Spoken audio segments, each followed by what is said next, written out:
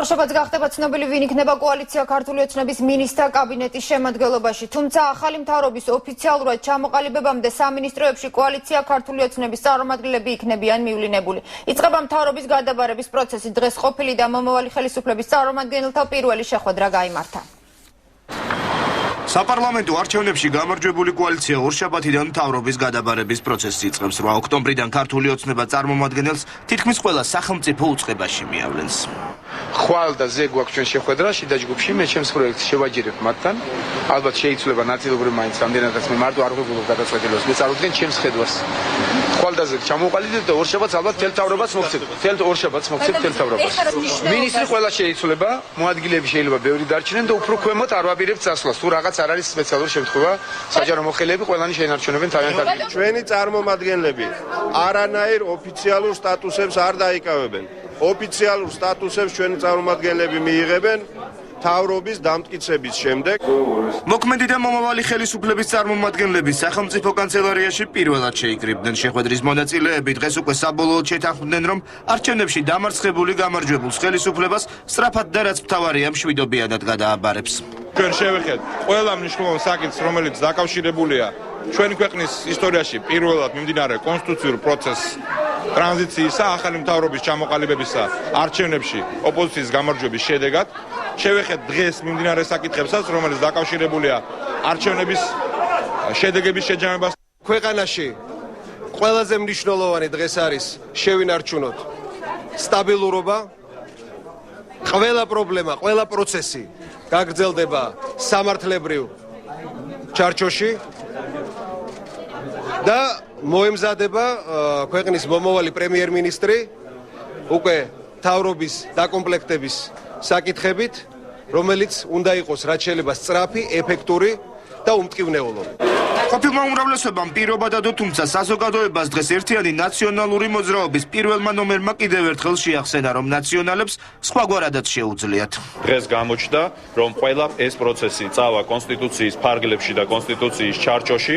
დღეს გამოჩნდა, რომ მხარეები არ აპირებენ ერთმანეთისთვის ხელოვნური პრობლემების შექმნას და ქვეყნისთვის პრობლემების გამოწვევას და დღეს გამოჩნდა და დადასტურდა, რომ ორივე მხარეს ესმის და იღებს იმ პასუხისმგებლობას, რომელიც ჩვენ გვეკისრება ჩვენი ქვეყნის და ჩვენი ხალხის მშვიდობიანი მომავლისთვის. მოქმედი და მომავალი უმრავლესობა ერთმანეთს ორშაბათს ისევ სახელმწიფო კანცელარიაში და სავარაუდოდ ისევ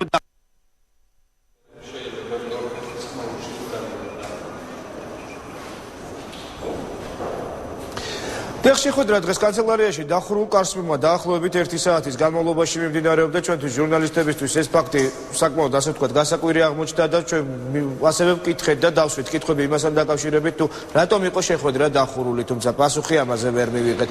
ხოლო უშიშროების საბჭოს პრესამსახურმა კი გადაწყვიტა, რომ დღევანდელი შეხვედრის მხოლოდ რამდენიმე წამიანი ვიდეო კადრები გადაიღო და გაევრცელებინა საზოგადოებრივ მაუწყებელს პირველ არხს ქართული მედიისთვის, ხოლო საერთაშორისო სააგენტო რეიტერს უცხოური მედიისთვის, რომელიც დღევანდელ შეხვედრას საკმაოდ მრავლად ესწრებოდა. ჩვენ ასევე ტელეკომპანია მეცხრე არხმა გამოთქვა პრეტენზია იმასთან და სწორედ ეს მინდოდა მეკითხა, მეცხრე არხის შესვლას ამ შეხვედრაზე მოყვა აჟიოტაჟი და პროტესტიც კი. თუ შეგიძლია მაყურებელს მოუყვეთ დეტალურად როგორ მოხდა მხოლოდ 3 კამერის დაშვება ამ შეხვედრაზე და რატომ აპროტესტებენ მხოლოდ მეცხრე არხის კამერის შესვლას, როცა იქ როიტერიც იყო და საზოგადოებრივი მაუწყებელიც.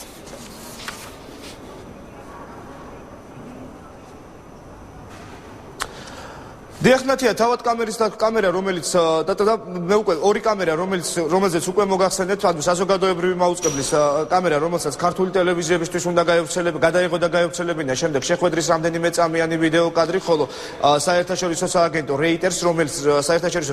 რეიტერს, რომელსაც უცხოელებისთვის, რომლებიც საკმაოდ მრავლად ესწრებოდნენ ამ შეხვედრას, ჩვენთვის მიუღებელი იყო როგორც ერთის, ასევე მეორე ტელეკომპანიის, მეორე ტელევიზიის ფორმატიც, ვინაიდან ჩვენიდან მათი ფორმატი აბსოლუტურად განსხვავებულია და ჩვენ მას ეთერში ვერ გაუშვებდით და ვერ გამოვიყენებდით. შესაბამისად ჩვენ მოვთხოვეთ უშიშროების საბჭოს პრესამსახურს, რომ იქნებ დაეშვათ ჩვენი კამერა შიგნით და ჩვენს უკვე შევძლებდით ამ ფორმატის სხვა ტელევიზიებსაც მივაწოდებდით ამ ვიდეო კადრებს. სწორედ ასეც მოვიქეცით უკვე გადაღების შემდეგ, როცა ჩვენი კამერა პრესამსახურმა დაუშვა თავად შეხვედრის ადგილას, ჩვენ ეს კადრები რამდენიმე სხვა ტელეკომპანიასაც გაუნაწილეს, თუმცა რატომ მოყვა ტელეკომპანიამ მეცხრე არხის შესვლას განსაკუთრებული აჟიოტაჟი და გაპროტესტება, ეს ჩემთვის უცნობია, ვინაიდან მით უმეტეს იმის გათვალისწინებით, რომ ჩვენთან ჩვენს გადამღებ კამერასთან ერთად ასევე საზოგადოებრივი მაუწყებლისა და საერთაშორისო სააგენტო რეიტერის გადამღები კამერაც იმყოფებოდა.